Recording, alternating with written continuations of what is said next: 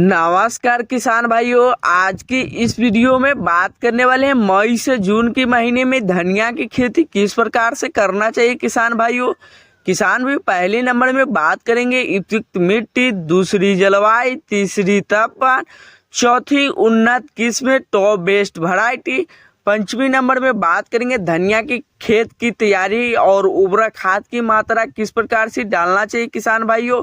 और छठे नंबर में बात करेंगे धनिया की बीज की रोपाई का सही समय और तरीका। और सातवें नंबर में बात करेंगे धनिया की फसल की सिंचाई और कितने दिन के अंतराल में करना चाहिए किसान भाइयों। और आठवें नंबर में बात करेंगे धनिया की फसल में खरपतवारों नियंत्रण किस प्रकार से करना चाहिए किसान भाइयों। और नौवीं नंबर में बात करेंगे धनिया के पौधे में लगने वाली रोग एवं उनके रोकथाम किस प्रकार से करना चाहिए किसान भाइयों।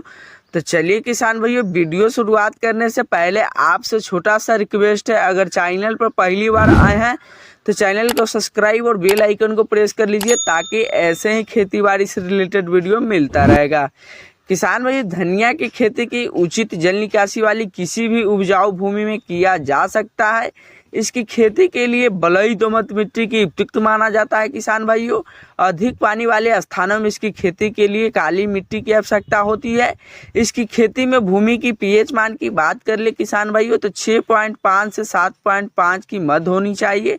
किसान में धनिया के पौधे को शीतोष्ण जलवायु वाले होते हैं, इसलिए इसकी फसल के शुष्क और ठंड जलवायु में की जाती है।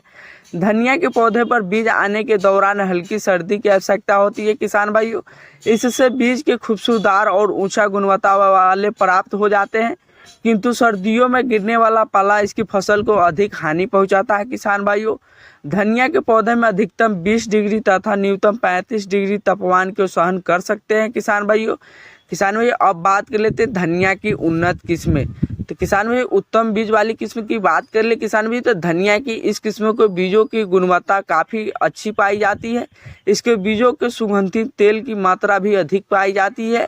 इस तरह का धनिया के लिए RCR 435, RCR 684 और सिम्पो S33 किस्म लगा सकते हैं किसान भाइयों। किसान में अब बात कर लेते हैं पत्तीदार धनिया की किस्म।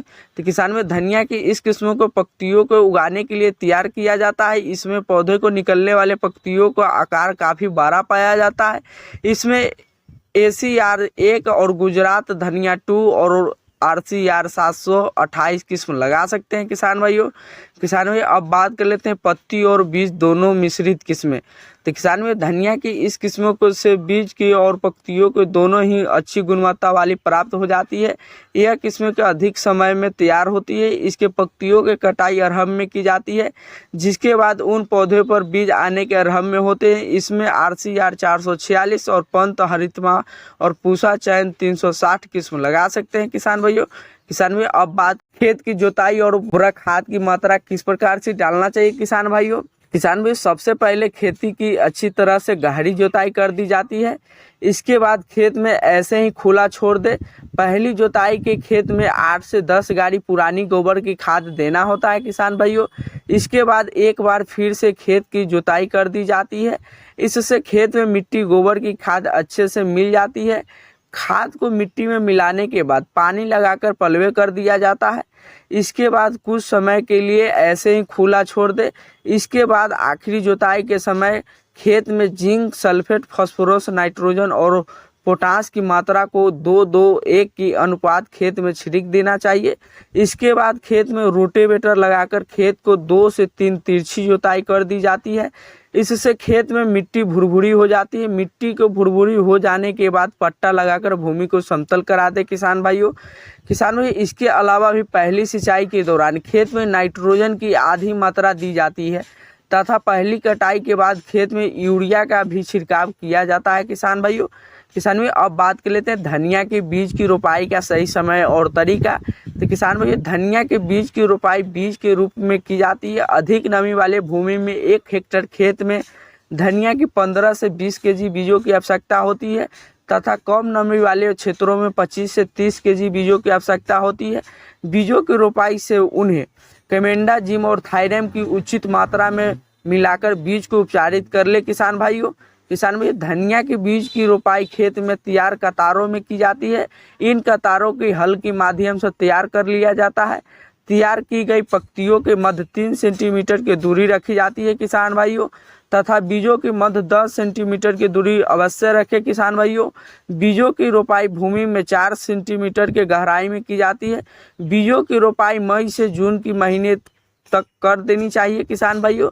किसान में धनिया के फसल की सिंचाई की बात कर ले किसान भाइयों, तो यदि धनिया के बीजों की रोपाई कम नमी वाले भूमि में की गई हो तो उन्हें रोपाई के तुरंत बाद सिंचाई की आवश्यकता होती है।